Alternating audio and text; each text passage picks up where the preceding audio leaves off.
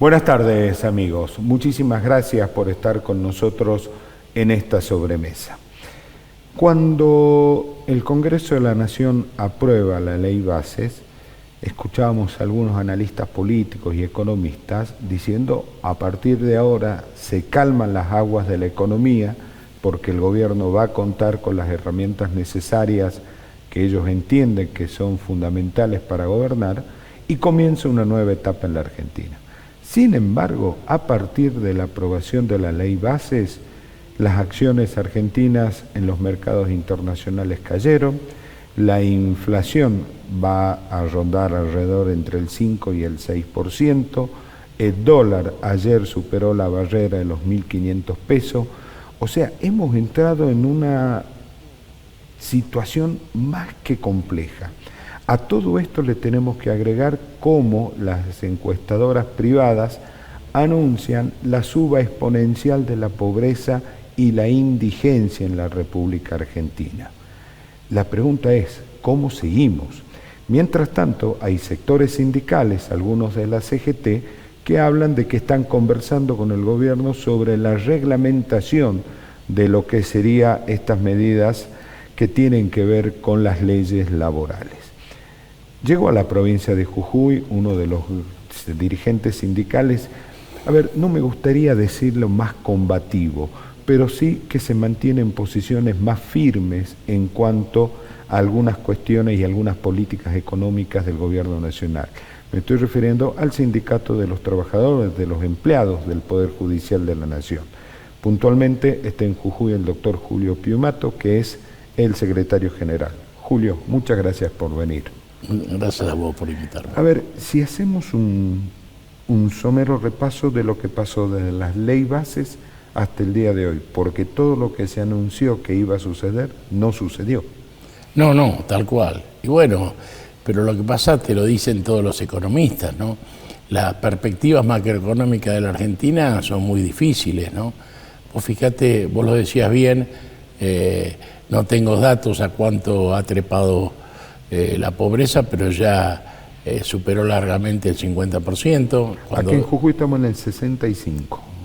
Sí, se nota, pero yo creo que va a ser, no sé si llega al 65 a nivel nacional, pero el que recorre el país, la visión es dramática. Cualquiera que lo haga se da cuenta de la situación. Y más en la indigencia prácticamente digamos, es la imposibilidad de subsistir mínimamente, ¿no? Con una comida diaria, ¿no? Es tremendo que pase esto en la Argentina, pero eso se junta que además del tremendo ajuste que estamos sufriendo, los más humildes lo han sufrido los trabajadores, lo han sufrido los jubilados. Más allá de todo eso,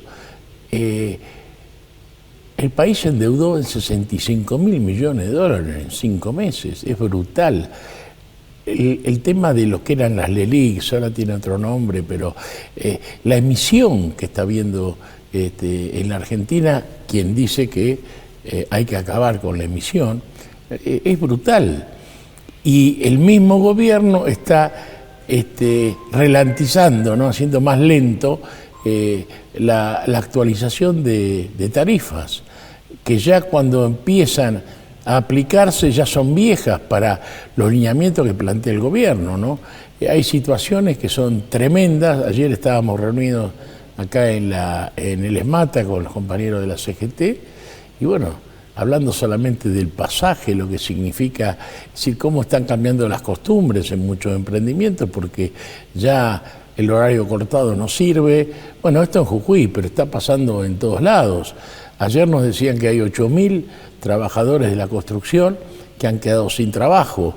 Y bueno, a nivel nacional son casi 100.000. Con lo que significa la construcción, las obras que se han parado, que además mueven 14 industrias. Es decir, En la Argentina se cayeron cerca de 400.000 cuentas sueldos. Sí, por eso. No, es tremendo lo que está pasando. Pero todas las perspectivas que plantean los economistas en la visión de la macro, digamos, que uno decía, bueno, todo esto, pero se ordenaron las cuentas. No se ordena nada. tenemos la justicia precarizada, la educación precarizada, tenemos precarizada la salud, y todo frente a perspectivas que plantean que el futuro es peor. Es decir, lo dicen economistas que son liberales, no precisamente que comulgan con nosotros, que las perspectivas son peor. ¿Y sabes por qué? Porque por más que se hable de muchas cosas, el círculo virtuoso de la economía no lo va a cambiar nadie, es muy sencillo. No hay que hacer conferencias en lugares y hablar en difícil. Mayor salario, ¿qué genera? Mayor consumo. Mayor consumo genera mayor producción genera más empleo. Es decir, no solamente está la industria del acero, industrias centrales. Es decir, volvemos a los tiempos que ya los vivimos en la Argentina. Incluso esto es más agudo, porque además se hace a nombre de la democracia, pero no son ideas nuevas. Las hemos vivido con la dictadura con Martínez Dios, las hemos vivido después con Cavallo en la época de Menem, la hemos vivido con Macri, incluso con Caputo y otros ministros, y ahora le estamos volviendo a ver, y sabemos cómo termina esto en la Argentina. Pero Julio, al 10 de diciembre no estábamos bien, estábamos muy mal. Muy mal, y hoy estamos peor. Claro, ese es el tema, y es lo que digo. El año pasado, en el 2023, tengo la sensación de que los ciudadanos han impugnado un sistema preexistente. Sí, seguro. No, esto no es un emergente de la nada, es el rechazo a toda una serie de cosas que no han resuelto los problemas de los argentinos. Mira, yo fui muy crítico en la última etapa de Cristina Presidente, porque se perdió una oportunidad histórica. Fue la década que más divisas entraron a la Argentina, por el valor relativo de las materias primas, en commodity, de la soja y todo eso. Y la Argentina no supo cambiar la matriz económica, y no supo aprovechar las brutales ventajas que tenía en ese momento. Y terminamos con 27% de pobres. Yo en ese momento decía, un gobierno que termina con 27% no puede ser peronista, en una década que fue de bonanza. Bueno, después vino Macri y lo lleva al 36%. Después Fernández con 41%, y ahora al 50%. Entonces, pero esto, le digo, ¿pero qué está pasando? ¿Cómo en un país tan rico como el nuestro puede haber 50% de pobres? Es porque nos están saqueando. Yo creo que más allá del presidente de la nación, que es un instrumento de todas estas políticas, nos están saqueando. Lo que yo más le endilgo a los gobiernos anteriores, que incluso habían tenido mayoría en el Congreso en un momento, como fue en el 2009, por ejemplo, o en el 2010, no hayan cambiado la matriz económica de la que generó la dictadura. La ley de entidades financieras que generó Martínez Dios cambió la historia de la Argentina. Es decir, cuando se habla de los derechos humanos, yo estuve casi 7 años preso, soy secretario de Derechos Humanos de la CGT, pero yo no puedo hablar de los derechos humanos contando solamente las atrocidades de la dictadura, sin ver que esos cambios que hizo la dictadura generaron. Los militares de la dictadura no eran locos asesinos, hicieron eso para implementar un programa económico, y la columna vertebral de ese programa económico, que es la transformación financiera en la Argentina, sigue vigente. Entonces, hasta ese momento, hasta la dictadura, el ahorro de todos los argentinos, de todos, lo poco o lo mucho que tienen los argentinos, tenía 2 fuentes, es decir, 2 objetivos: financiar el consumo popular, por eso no habían tantas tarjetas de crédito en esa época, pero eran los bonos. Sí. Yo me acuerdo en Buenos Aires, todos los barrios tenían tarjetas de bono armadas, y era muy fácil consumir, ¿viste? Esto movía la economía. Y la otra parte era la inversión pública. Es decir, no estaba la usura. En ese momento, los que estudiábamos Derecho hablábamos del anatocismo, que es el interés del interés. No existía, eso es la usura. Se llamaba usura, era un delito. Después con Martínez Dios cambió todo, y hoy el ahorro de los argentinos es saqueado por la usura financiera internacional, que se lleva lo principal. Ahora se vienen por los recursos naturales.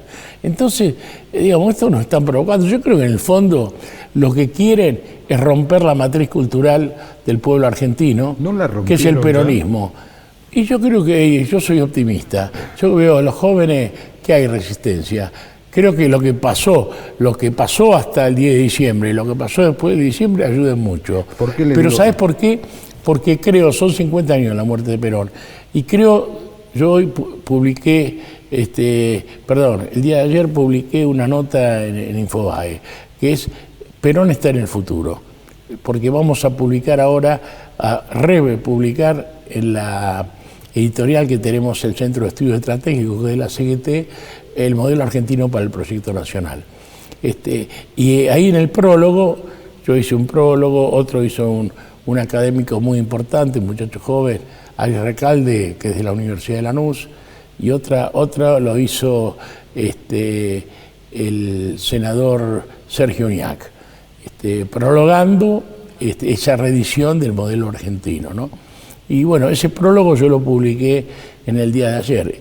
Y Perón está en el futuro. Si uno lee el modelo argentino, es tan sencillo explicar cómo se sale adelante en el país, que cuando te la hacen difícil, ya lo decía Arturo Jauretche. ¿Vos te acordás que Jauretche decía, si te habla un economista y no le entendiste, pedile que te explique otra vez.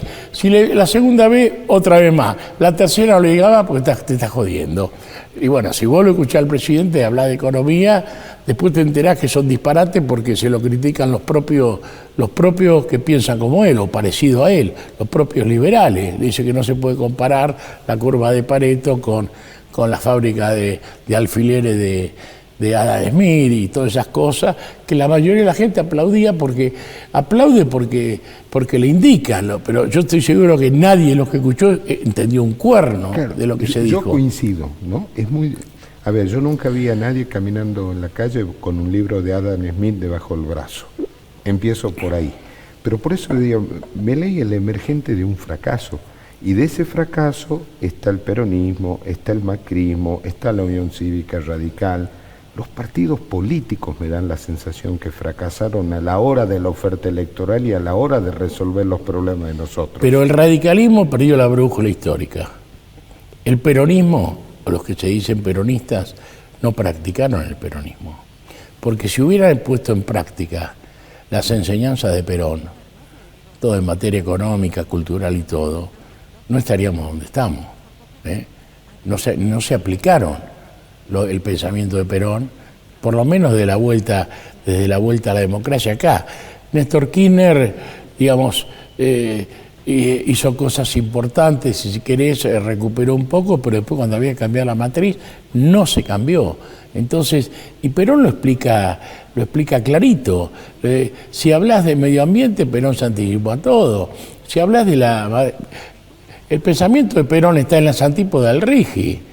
Perón decía que los recursos naturales hay que explotarlos porque generan el bienestar para los pueblos que habitan en un territorio, pero hay que explotarlos con razonabilidad. ¿Por qué? Porque uno tiene que pensar que después de uno vienen otras generaciones. Claro. Entonces no hay que dejarle saqueado el país. Y precisamente él planteaba el problema de los grandes grupos multinacionales que venían, arrasaban con todo y después se iban a otro país. Bueno, es lo que van a hacer con el Rigi. Nosotros tenemos esa fuente nueva porque, aparte de tener uno de los vergeles, que es la pampa húmeda, de los 3 vergeles del mundo, en cuanto a la propiedad que tiene el humus, lo que sale de ahí, las proteínas que salen de ahí, lo que plantamos, es superior, comparable con la de China y con Estados Unidos, es superior a cualquier lugar del mundo. La base proteica que tiene la soja argentina triplica a la soja brasilera, que hoy no nos supera mucho en soja.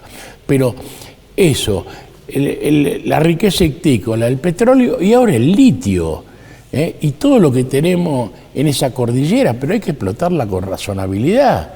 No darle patente de corso a lo que se van a venir a llevar todo sin dejar nada.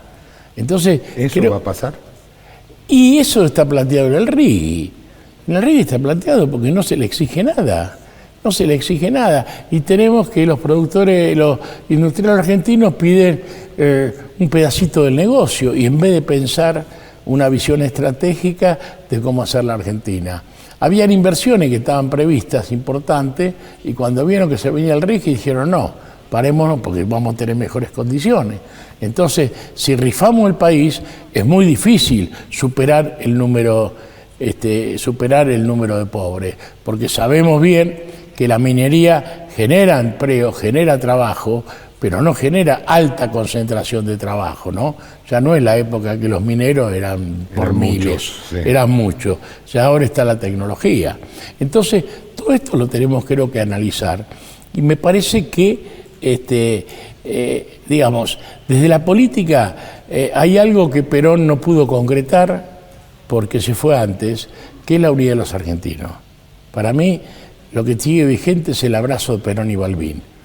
Y bueno, pero radicales, bueno, que se empiezan a despertar.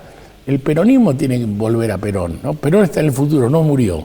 Murió físicamente, pero sus ideas de Argentina tienen una trascendencia que son el concepto de comunidad organizada. Hoy podemos decir que se refleja en la doctrina social y en el Papa Francisco, pero esa concepción de que se puede vivir dignamente y que entonces, digamos, el que tenga más lo sea por una cuestión de esfuerzo o de capacidades, pero todo el mundo tiene un mínimo de derechos consagrados. Esto es la base del peronismo. Usted hace rato hacía mención a un tema central, que en la medida que las personas tengan un mejor salario, un mejor ingreso, consumen más, se mueve la economía, coincido absolutamente. Pero ahora hay trabajadores de sus sindicatos que vuelven a pagar ganancias.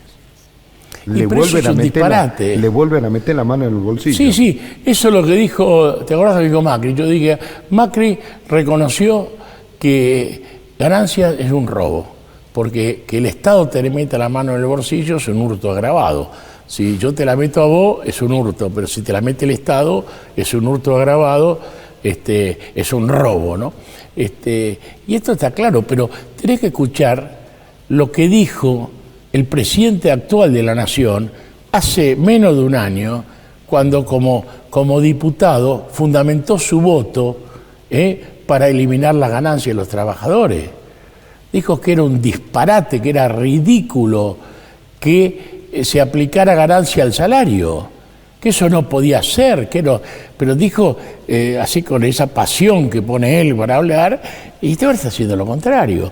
Entonces, esto, yo creo igualmente que lo de eso es inconstitucional, lo han dicho constitucionalistas, y constitucionalistas de amplio espectro, no solo los que piensan y creen en la justicia social, los herederos de Sampay, por decirlo algo, sino también un como Sapsay, como Gil Domínguez, todos han dicho, no se trató, una cosa tiene que ser tratada por los dos, y el 88 no lo trató una Cámara, eso tiene que caer, pero el solo plantear volverla a cobrar a los trabajadores es un disparate absoluto. Ahora, ¿ustedes como sindicato van a ir a la justicia? Sí, seguro, estamos analizándolo bien y vamos a ir porque no es justo que... Pero los gobernadores también lo piden, ¿eh? Inclusive gobernadores que no son del filo del presidente también están pidiendo ganancias. Porque ellos dicen que eso se coparticipa y eso le significa fondos a las provincias. Pero ¿sabes qué pasa? El problema de los gobernadores, en la desesperación, es decir, falta mucho patriotismo, ¿no? Porque la desesperación por recibir unos pesos más, están rifando su propia historia, su propio futuro, porque ¿qué les va a significar ganancia? Unos pesos más a costa de los trabajadores. ¿Por qué no apuntan a los dueños de la riqueza? ¿Por qué no apuntan a una salida más equitativa? Porque vos decís la inflación, pero la inflación, la plata no desaparece con la inflación, no se evapora, cambia de manos, y cambia de manos, si la inflación perjudica más a los amplios sectores del pueblo, está beneficiando a los grupos más concentrados, y ahí no hay país posible. La Argentina no es un país para estar pasando lo que está pasando. 50% de pobres. Vos decías hoy que son más. Con en Jujuy 65. 65. Pero es un disparate absoluto. Acá en Jujuy 65, con el litio, con todo lo que hay. Si se elaborara bien una política coherente a largo plazo, donde la planificación económica, esa es una herramienta del peronismo que después de la muerte de Perón y del golpe del 24 de marzo no se usó más. Planificación económica. ¿Y sabés la planificación económica qué significa además? Reconstituye la lealtad al contrato social con el votante. ¿Por qué? Porque un gobierno que plantea un objetivo, yo votante estoy de acuerdo con ese objetivo, pero además te dice en un programa de gobierno, que desaparecieron los programas, que cómo llegar a eso, pero además cuando está en el gobierno te planifica el camino para llegar a eso. Entonces el votante, pasado el tiempo, si él comparte esos objetivos, que en general los tiene que compartir la mayoría del pueblo porque beneficia a todo el país, después puede evaluar en qué medida se cumplió esa planificación, qué cosas se cumplieron y qué no y por qué.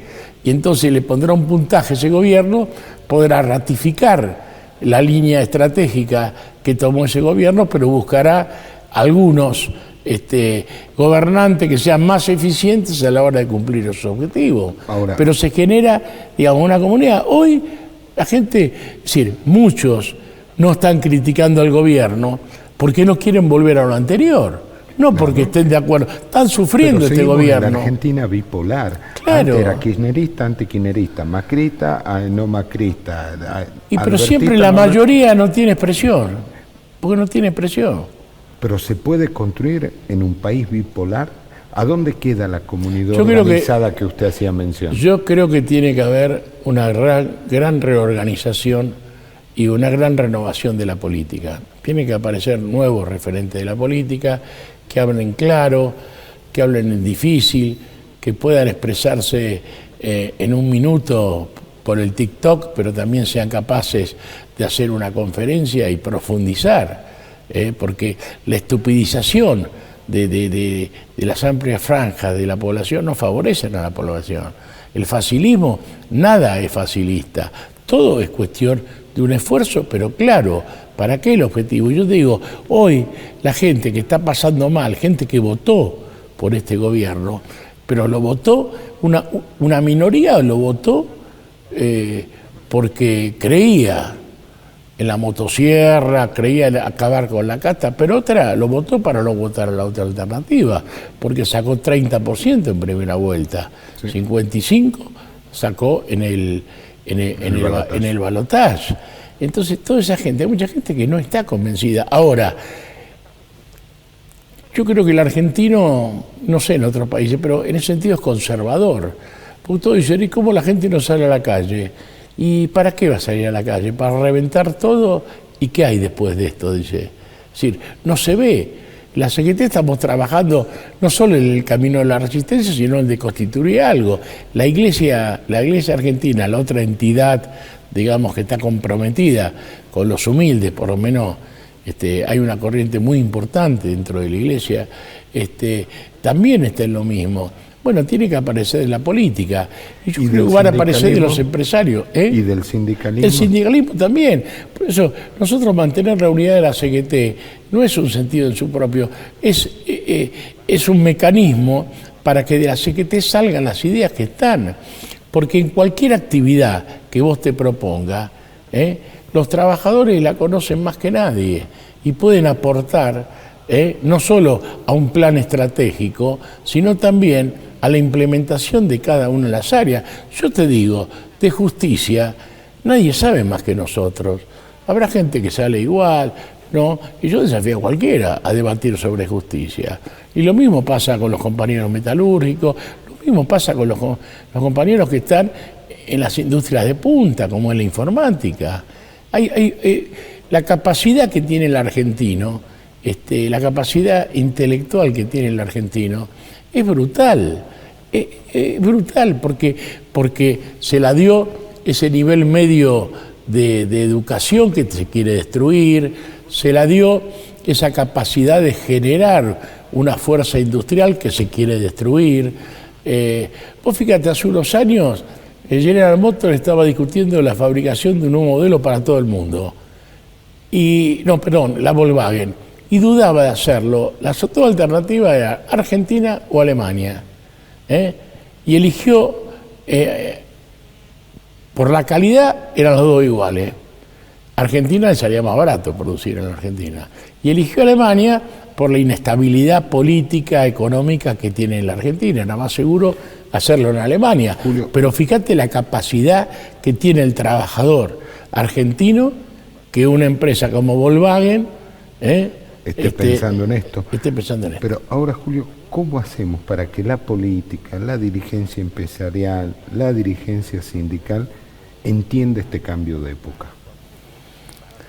Y bueno, La dirigencia en general. la dirigencia sindical lo tiene claro, te digo, mantener, vos hacías un comentario, esos son dichos que salen, habrá algún dirigente que está en eso, pero la CGT no está en eso, no está en acordar la flexibilización de derechos que van a perder Está en muchos los diarios trabajadores. de hoy. Sí, pero está en los diarios de hoy, pero no da nombre, que fue bueno. Hay algunos dirigentes que sí, pero la CGT en su conjunto no está planteando en eso. Está planteando convocatoria a discutir con todo. Tiene 15 puntos, una agenda de temas para discutir con todo. Yo ayer hablaba con los muchachos de la CGT acá y le dije, hagan sus 15 puntos, adapten esos 15 puntos a la realidad de la provincia y planteen y discutan con todos los sectores. La clase empresarial argentina es muy particular. Si vos la convocás a un proyecto a largo plazo, se suma, pues son empresarios. Ahora, cuando tiene la incertidumbre adelante, apuesta al día, apuesta al hoy, porque no quiere perder nunca. ¿Están apostando al hoy? Hoy están apostando al hoy, obvio. Yo me acuerdo cuando hablaba, un tiempo, ahora los gobernadores me dejaron un poco en la duda, pero yo decía que la solución de la Argentina hará un año, 2 años, tenía que salir de los gobernadores, de la CGT y de la Iglesia. Y empresarios amigos me decían, y los empresarios, si esto se arma, los empresarios se van a sumar. Pero es una posición bien conservadora esa, ¿Qué? ¿no? Esa es la Iglesia, los trabajadores, es una posición muy conservadora. Ojo, no lo estoy diciendo como crítica, sino lo digo a favor, ¿no? Pero es armar un proyecto de país. No es conservador, armar un proyecto de país. La Iglesia sufre, la Iglesia tuvo cambios, unas transformaciones brutales a partir de Francisco, que ya venían dándose, y Francisco ha significado, digamos, un faro para la visión de la humanidad. Pero acá tenemos una camada de obispos que están comprometidos con la cosa, de una visión además centrada, están preocupados por el hambre, viven, comparten con la gente que sufre. Entonces están esperando un cambio. La Argentina sabe que puede venir. Ellos confían en la comunidad argentina. Vos tenés todos los curas villeros. Los curas villeros, los que tienen los hogares de Cristo, trabajan con la necesidad todos los días y generan comunidad, generan digamos, un espacio que dé esperanza. Frente a eso está el narco. Hoy el Estado está retirando, el Estado Nacional se está retirando de los barrios carenciados, tanto los centros de acceso a la justicia del Ministerio de Justicia como los de desarrollo social, porque dice que no, que eran... Bueno, uno puede criticar el funcionamiento que tenían ese organismo, entonces mejoralo, sí. Pero no podés retirar al Estado de los barrios que aquellos que todavía no están, los termina copando el narco. Pasó en Rosario. Obvio, y va a pasar en todo el resto, están dejando el campo orégano. Entonces, ¿eso que nos estamos suicidando? ¿O queremos hacer un narco país? ¿Se discute esto en Buenos Aires, esto que usted está planteando? Y en la CGT se discute. Yo hablo con empresarios, muchos empresarios están pensando, hay que buscar una alternativa, pero no pensando en mañana o pasado, pensando en construir esto, un modelo de país que sea viable, que digamos todo, saber que en el esfuerzo, en todo, recuperamos un proyecto de nación. No puede ser que estemos como estemos. Yo creo que a todos les tendría que preocupar, pero algunos están pensando como los gobernadores en el día a día, que no se les queme el rancho, y se los va a llevar puesto a la crisis, se los va a llevar puesto a la crisis. Un dirigente peronista, que después en privado le digo el nombre, él me decía que la única salida que tenía este país hoy, con lo que estamos viendo hoy, es una suerte de cooperativa de peronismo. ¿Sí? Dice, meter todos los peronismos dentro de una bolsa, independientemente de lo que haga el PJ, y a partir de ahí iniciar un proceso de reconstrucción nacional. Pero sabes que no es acumular, ni acumular sectores. Eso te sirve para ganar una elección. Vos tenés que acumularlos desde un proyecto de país. Y el peronismo de Perón, tiene un proyecto de país. Porque acá no se inventa nada, se actualizan las ideas. Pero vos tenés que tener un control del mercado de cambio, vos tenés que tener un control de la actividad financiera, vos tenés que dirigir tu ahorro, vos tenés que tener una moneda, vos tenés que tener, eso en materia económica, tenés que tener un proyecto industrial. No se puede admitir un país que esté destruyendo su propia industria. ¿Tiene esperanza usted, Julio? Yo sí, mucha esperanza, ¿Sí? porque yo creo en el pueblo argentino. Yo creo en el pueblo argentino. Mira, te hago una anécdota. La primera muestra de resistencia del pueblo argentino la dio el 17 de diciembre, en las elecciones del Club Boca Juniors. Sí. Ahí le ganamos, no sé, después volverá, pero ahí le ganamos la batalla a los que quieren hacer del fútbol un negocio. Y el presidente de la Nación fue creyendo que él daba vuelta a la elección. El candidato a vicepresidente se rajó porque sabía que perdía, pero el presidente pensaba que ganaba, que puede todo. Y bueno, el pueblo boquense, como digo yo, no fue conservador, defendió un modelo cultural, que es sentir el fútbol como una pasión y como algo que tiene que ser de los socios, ¿no? En esa pequeña anécdota te digo, se puede dar más, la puede encontrar en hincha River, no es una propiedad de Boca, pero ese sentir popular está. Lo que pasa que está esperando que la dirigencia de la Argentina le muestre un camino. Ahí está el punto. Está. Julio, muchísimas gracias por darnos una hermosa charla. Bueno. Muchas gracias.